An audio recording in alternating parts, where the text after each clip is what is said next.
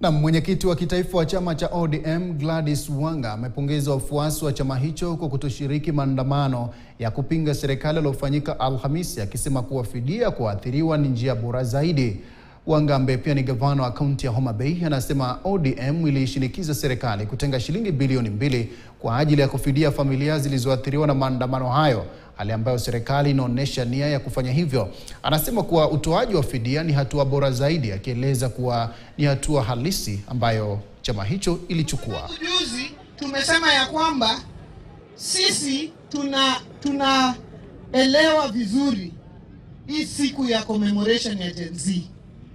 Na sisi kama chama cha chungwa na ndani ya serikali ya broad-based, ile kitu ambayo tumefanya ni kutafuta pesa na kuweka pesa kwa budget ya kufanya compensation kwa wale ambao walipoteza maisha yao, waliumia na kupoteza biashara.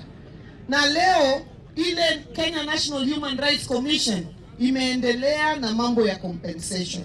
Watu wetu ambao waliumia hata 2017, kama mama ambaye alipoteza mtoto wake Baby Pendo, leo amefidiwa na hela. Si kusema ya kwamba itarudisha maisha, lakini kusema ya kwamba pole sana, tunakupatia kitu kidogo uweze kujiendelesha kimaisha, kwa sababu maisha ambayo imepotezwa haiwezi kurudi. Na tukisalia katika masuala ya siasa, ni kwamba viongozi wakuu katika serikali ya Rais William Ruto akiongozwa na spika wa bunge la Seneti